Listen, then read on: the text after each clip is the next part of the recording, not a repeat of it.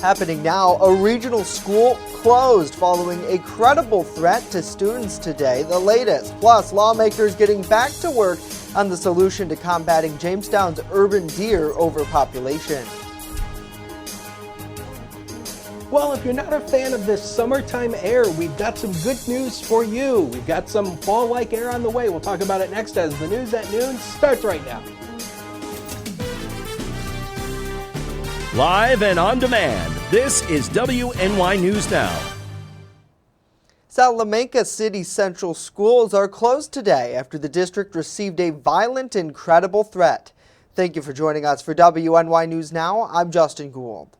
In a post on the school's website, the district said they were first alerted to this threat around 8:45 Sunday against students in one of their schools. After consulting with the Salamanca Police Department and the district's administration, the threat was deemed to be credible enough to close schools today. Since then, all school-related activities have been canceled for the day. The Salamanca BOCES program will also be closed as a precaution. The Salamanca Police Department now investigating. Those with questions are asked to contact the police at the number posted on the screen at 716-945-2330. Well, those tasked with finding a solution to quell the city of Jamestown's urban deer population are scheduled to present their ideas to the city's council tonight. Known as the Deer Management Committee, the group under control of Councilman Tom Nelson plans to allow trained bow hunters to combat the urban deer issue. For the past year, the group has discussed ways to fight the growing herds that residents complain are a nuisance. The main plan going forward will be to have trained hunters maintain the deer population through bow hunting from early November to late December. While Nelson explains there will be hunters in the city, the safety of residents is the top priority. At least half of the meat harvested will be donated to local food pantries as well. There's not going to be hunters in your backyard.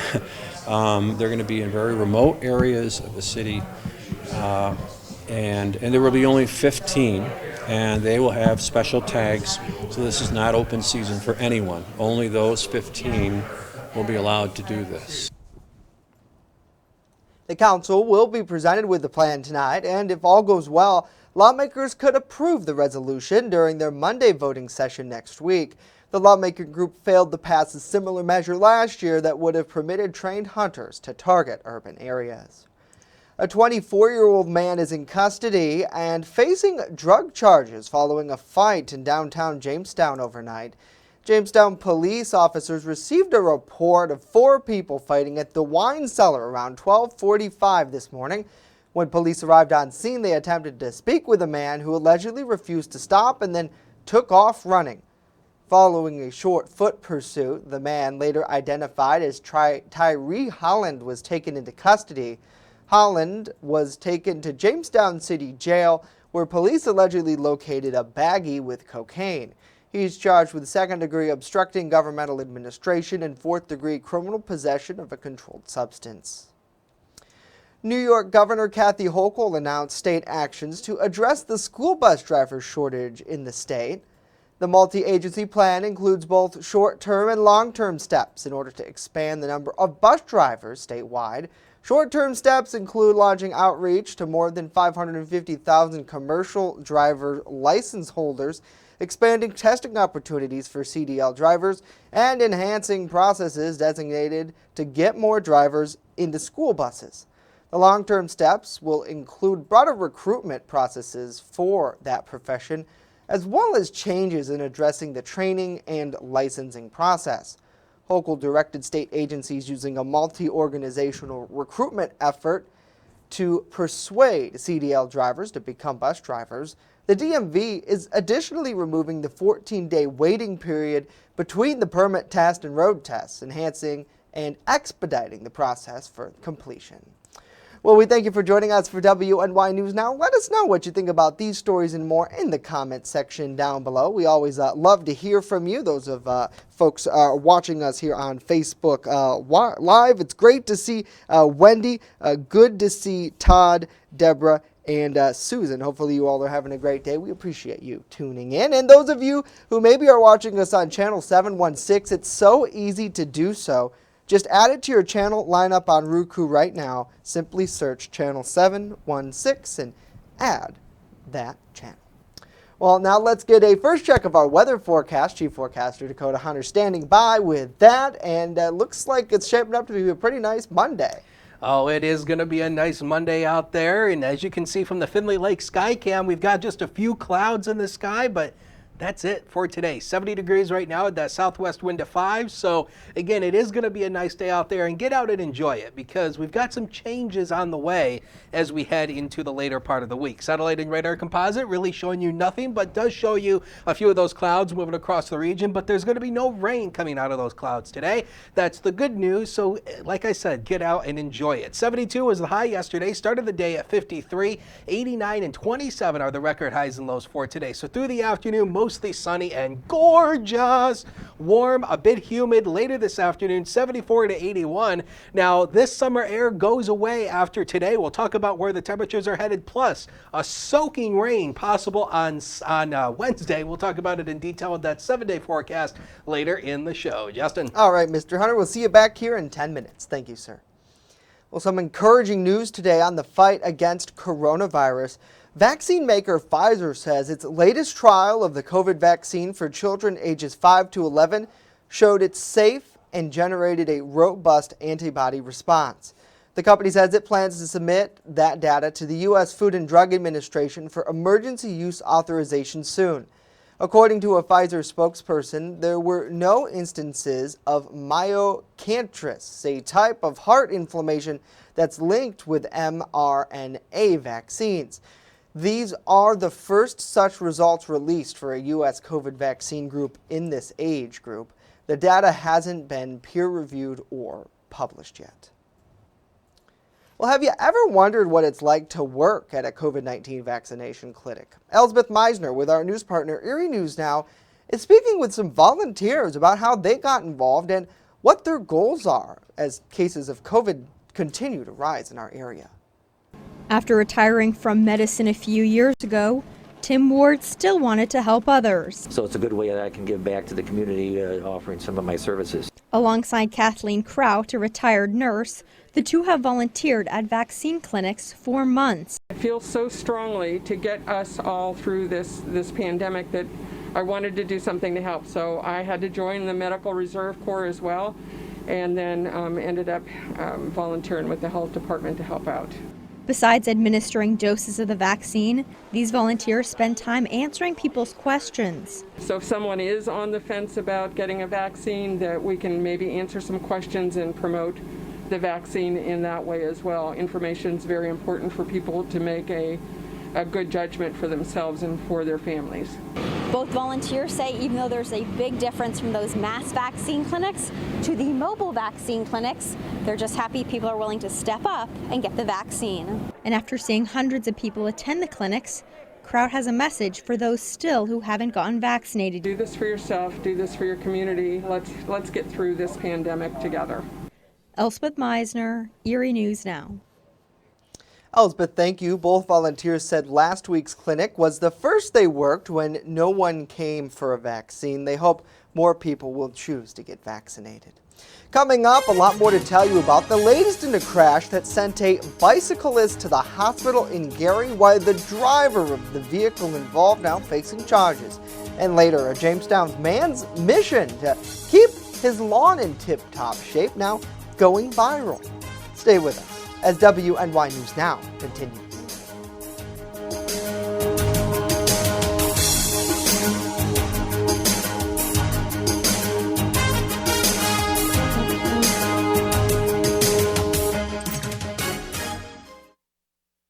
With coverage that matters, this is WNY News Now. EagleZip.com is your local one-stop shop for all of your home and business computer needs. Located on Fluvan Avenue Extension, just outside of Jamestown, EagleZip.com sells and services all brands of desktops and laptops, as well as servers and network equipment for your business. All new computer sales include transferring your data from your old computer, plus a 2-year warranty. Call EagleZip.com today. Stop by EagleZip.com today and let us make computers easy for you. Welcome to Honest John's Pizzeria, where you are the most important customer. Everything from freshly made subs to the best of pizza and wings, Honest John's has it all. And don't forget the ice cream! Order online today or check out our 2 great locations with buffets ready for every appetite. Don't I have the best job in the world?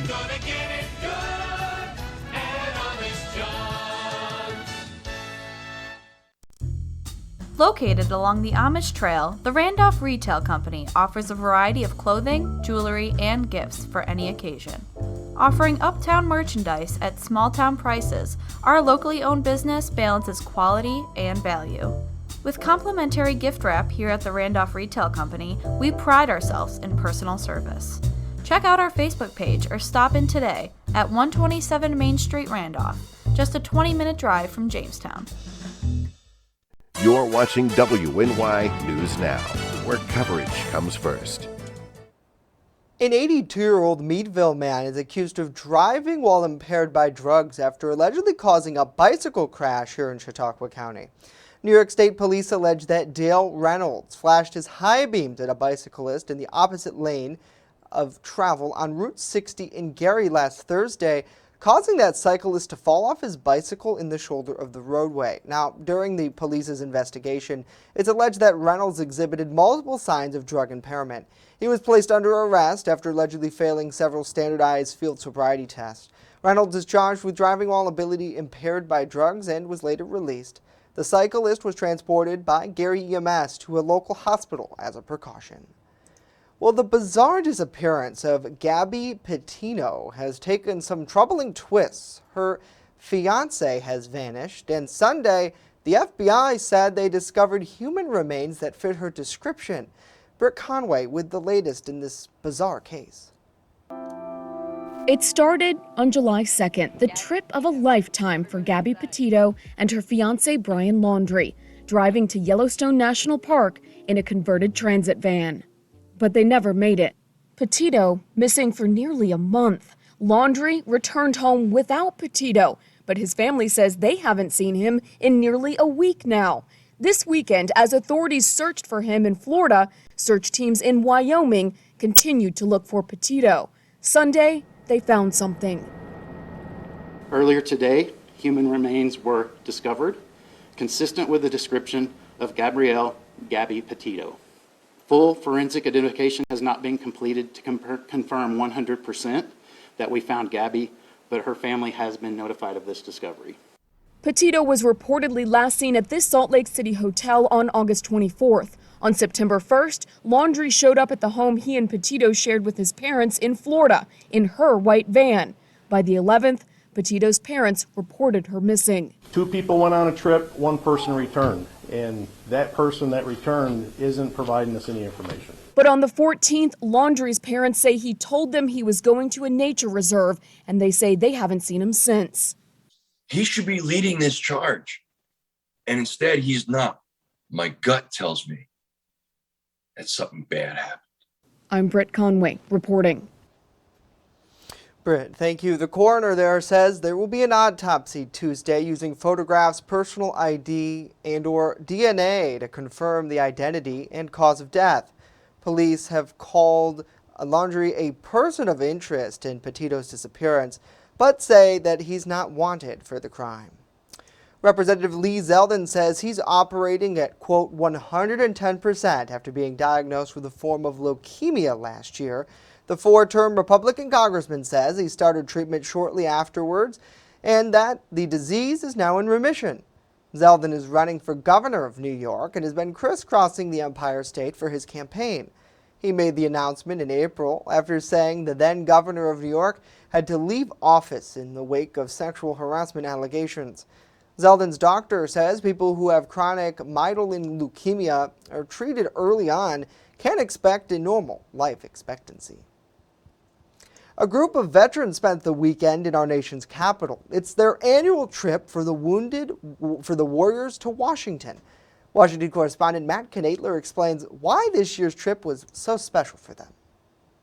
The Warriors to Washington bus wasn't quite as full as years past due to COVID precautions. Just 22 Erie area military veterans and their guests on the trip to D.C. this year.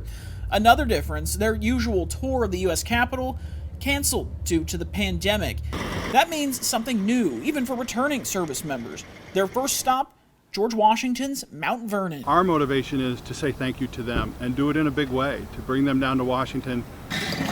Touring the home of the nation's first president, a welcome surprise to Army veteran Sean Hartzell and his wife Michelle of Northeast. They took the trip for the first time. It's very nice to know that somebody's out there doing something for the veterans that don't always get recognized for what they've done in their lives. Being a member and a family of the United States services, it's you can't explain it. It's just amazing to be a part of it. Each year, the veterans visit Washington the week after the anniversary of the September 11th attacks. They stop by the monuments, war memorials, and a visit to the National Archives, home to the Declaration of Independence and the Constitution they swore to uphold and defend.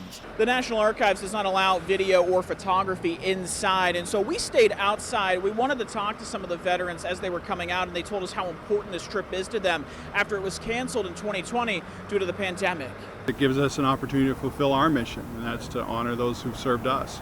So we're excited to be back this year. As the Warriors walk along the National Mall, it's hard to miss the more than 670,000 white flags pinned into the ground, one for each life lost during the pandemic. The sea of white, a reminder of why they missed the trip in 2020, and the red, white, and blue in the background, a symbol of why they returned in 2021. This is probably one of the best things in my life to serve my country. In Washington, Matt Knadler, Erie News Now.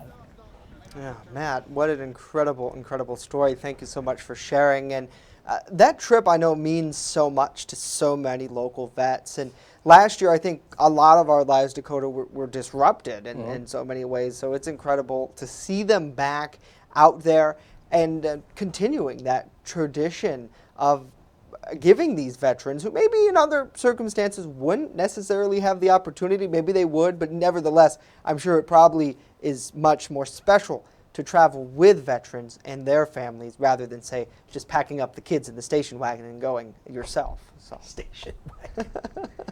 Justin, this is not 1945. Well, everybody... Nobody has a station wagon anymore. Right. Okay. Loading the kids up in the SUV. Thank you. Okay. You're welcome. All right. Well, it's great to see Todd. Good to see Tina, Kelly, and Nick. Thanks so much for joining us there on the Facebook Live land. And those of you who maybe are watching us on Roku channel 716 or over on Erie News Now Plus as well. We thank you so much for joining us. And a lot of people today, Dakota, might be dealing with some allergies. I know I've had a little bit of the drip going down my neck as we head into fall, and we know that ragweed, that's my biggest thing, is the ragweed. Is it just gets so nasty this time of year. Yep, especially this time of the year. You know, it transitions when we go into summer. It transitions from trees to grass and ragweed. That's our main culprit right now. Grass is, of course, everybody mowing their lawn, and the ragweed pollen is up there in the high category. But we are going to get some rain here throughout the week that'll help to wash some of this pollen away, and hopefully we'll have some better breathing days ahead, because I have terrible allergies, so I feel all of you. A good amount of sunshine downtown right now from the HD News Now cam. 69, south wind of 8, the dew point up a little bit, and we're going to see this dew point rise just a little bit through the afternoon. So the humidity will be rising through the afternoon. Now, Wednesday starts the official start of fall. It is the autumnal equinox, and something we talk about all the time. What in the world is the fall equinox, since everybody talks about it? Well, basically, equinox basically equates out to equal day and night. It's not exactly 12 hours of daylight and 12 hours of night, but it's very close. And we're going to see less daylight from Wednesday on forward until the winter solstice. So I'm sorry. And basically what it means is that the sun's rays are directly pointing at the Earth's equator during the fall equinox. So that's what it means. And it's nothing magical or special like the Wizard of Oz.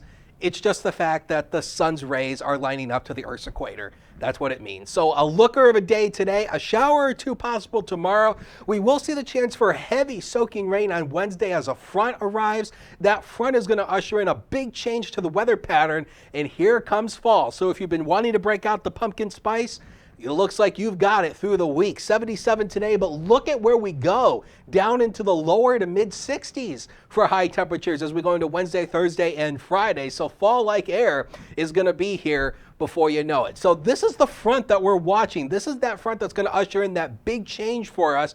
Notice several areas of low pressure attached to that front, and this area of high pressure scooting on out. So that's what we're going to be watching as we go throughout the day. Now, what we'll show you here is as soon as we bring the graphics back up, we'll show you Future Scan here in just a moment. And Future Scan will point out that we will see a couple showers through the day.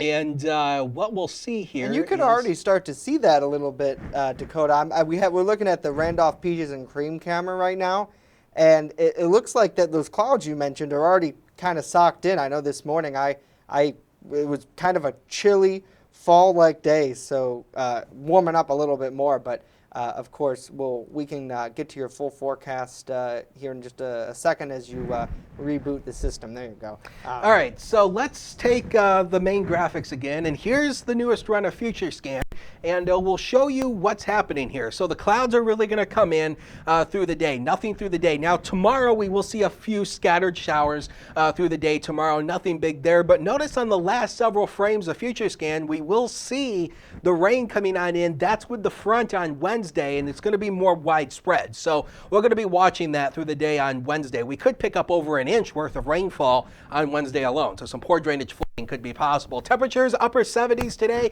Enjoy the sunshine with the warmer air. How about the future? The next 7 is right there, and you'll see just soaking rain on Wednesday. We highlighted Wednesday in red just because of the flooding potential.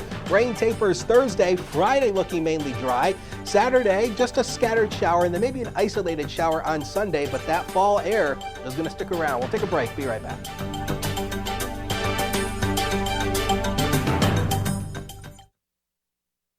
With coverage that matters, this is WNY News Now. How prepared is your family if a hurricane shows up at your doorstep, or a flood, or a blizzard?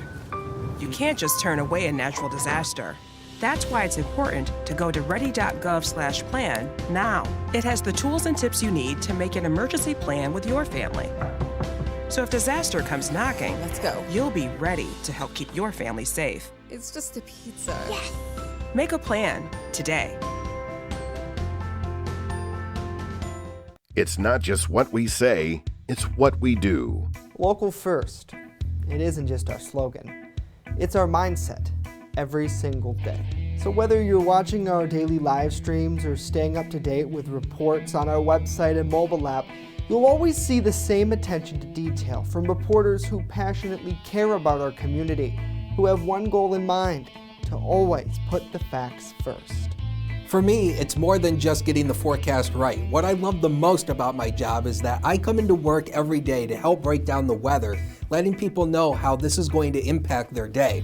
We take pride that First Defense Weather is the only local weather team in the Southern Tier.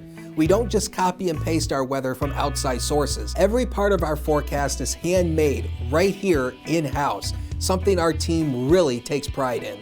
What matters to you matters to us. Every story, every day. WNY News Now, where coverage comes first. Right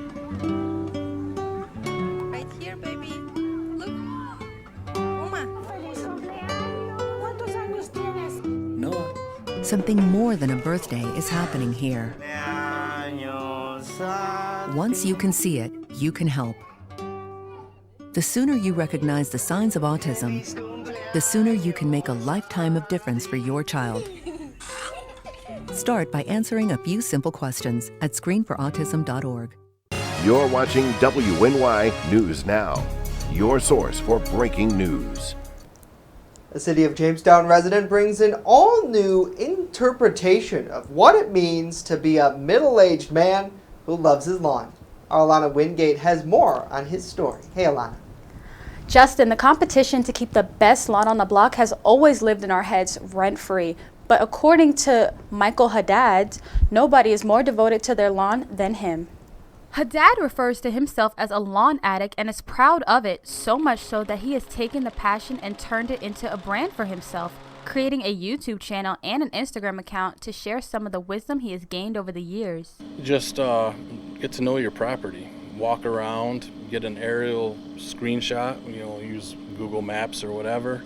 You get a look at your property, try to measure it. I have a walking wheel, so it's easy to measure, the square footage, but you can just pace it out, multiply it by 3. Haddad says it's not about the fame, but rather doing something he loves. If he happens to help someone else pick up the passion along the way, he says that's a plus. A lot of my friends are my age. There are some kids that we've seen on the Instagram channel, young kids that have taken a fascination with lawnmowers and weed trimming, and which is nice to see the younger generation. But yeah, it's definitely a middle-aged man thing. He has also picked up a lot of knowledge over the years, including how to get your yard ready for winter, something he is working on this week as the first day of fall approaches. So being that it's fall time, I'm actually preparing for springtime. I'll feed it a little bit more so that the fertilizers will last throughout the winter. When the grass blade is dormant, the roots are still there and need nutrients.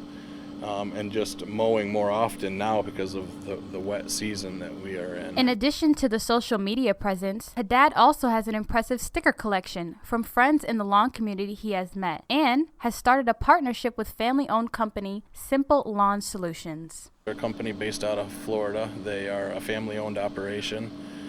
They provide fertilizers and hose end sprayer type applicators. And the name says it all, Simple Lawn Solutions. It is very simple to use their products. The partnership, Haddad explains, isn't about making money, but if he happens to yield a profit, he plans to give back to the community. They even give me an affiliate link, so if someone were to use that link to buy fertilizer, I could make some money off of it. I'm not trying to make money off my friends. I'm actually going to use any proceeds and donate to a veterans group. Justin and Dakota, Haddad tells us that he got the idea to vlog his experience by watching others on YouTube. So far, the channel has really taken off with over 800 subscribers and over 1,000 followers on Instagram. You can find him at @lawn_addictions. We have the links posted to our website now. All right, Alana, thank you. What an incredible story of really continuing to take a hobby and develop that into something strong. And I know it seems like everybody has a hobby, right? You've got to have something to do in your spare time.